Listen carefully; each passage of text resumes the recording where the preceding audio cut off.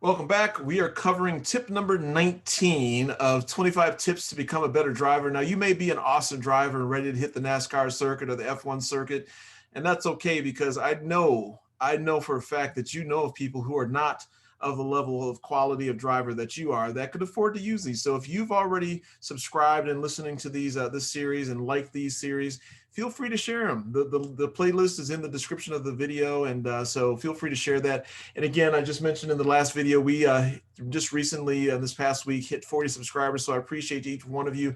I'm also taking this content and converting it to all the different podcast platforms that are out there. So feel free to do a search for free advice from your uncle for this one if you just want to listen to these and be notified that way. I'm trying to get it to you however you want to receive it. And then also same thing for Small Biz Shout Out. I'll be doing that for that channel as well. And if you're not subscribed or haven't checked that video series out, it's really geared towards small businesses. So I think I have a lot of decent interviews and more to come on interviews that I'm setting up for the upcoming near future here that you can also listen to. But I also have tips for small business owners and entrepreneurs or people who are thinking about it. So I would encourage you to check that one out on YouTube. And as soon as I get this podcast completely set up and running and fully excuse me, flushed out with content, I will go ahead and do that for Small Biz Shout Out. So today though, we're covering tip number 19. Use your peripheral vision at all times. And before we get going on there, do me a favor, just like I ask every week, if you've been back multiple times, it's time to commit to Uncle Paul and free advice from your uncle. So I definitely appreciate that. So click the subscribe button.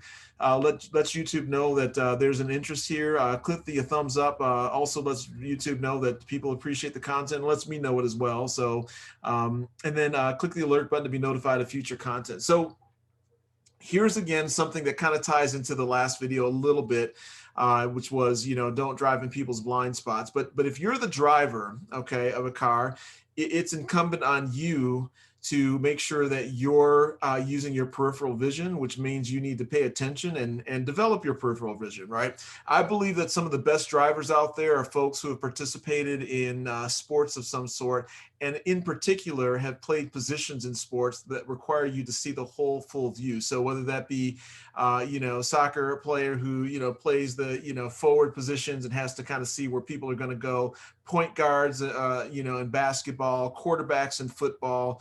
There's all these different positions, the same thing with lacrosse, right? You have those positions that just require you to, be the facilitator and see the full vision, right? But what I find is those people who have been playing sports like that and can see where the movement is taking place, where things are developed are really better drivers because they do the same thing in traffic, right? They see and anticipate what's going to be happening, but doesn't mean that you can't get better. And I want to encourage you to get better. And part of that is using your peripheral vision, just like you would if you were playing sports, right? So what that means, if you don't know what peripheral vision is, there's that straight line tunnel vision that you have, but you have to train your body to kind of see movement and things that are happening, not only side to side, but out ahead, right? And so if you see somebody 3-4 car lengths up that's pulling out, rapidly, that you're probably going to have to brake, or you should anticipate that. Even if you're in front or behind a big pickup truck or something where you can't see that, you can still see that if you're giving yourself enough space, which I won't cover that one right now, behind a vehicle, you should be able to anticipate that. But again, if somebody's in your blind spot, you not only have to use your peripheral vision and use your peripheral vision in your mirror as well to kind of anticipate and see what's there, but feel free to give a little quick glance to the side, right? Don't hang out there and keep looking to the side because your car will veer to the left or to the right, whichever way you're looking. But always give a quick look over the shoulder to see if somebody's in your blind spot before you make a move. And again, the biggest thing is to leverage your peripheral vision. It's going to really help you become a better driver, anticipate where traffic is coming from and going, and then also just what might be happening up ahead. So it's not just the left and right peripheral vision; it's up and over as well. So you can do it. You can become better. You can train your body to do that and to see things. You just got to think about it. And that means you got to hone in and focus on the road. And this is good for young drivers as well. So, parents, if you have a young driver, I have my son who's getting ready to take driver's training, and I've gone through 2 kids already with driver's training.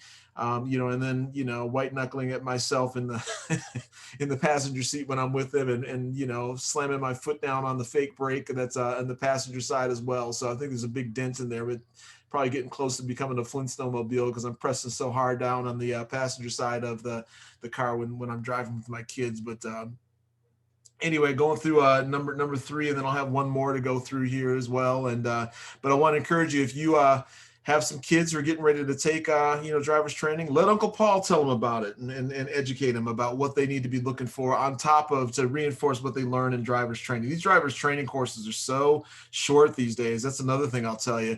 I had to take a whole semester driving on a course before I was able to get my permit. I mean, it was brutal. It was a long time. A full semester was like from September all the way to December. So these days you're out in 2 weeks, and I'm just like, I don't know how quickly you can, actually learn something. But it was good being on that little course at Southwestern High School, which is no longer in existence in Southwest Detroit. But a lot of my folks, give me a shout out if you're watching this and you're from Southwest Detroit and took driver's training at Southwestern High School.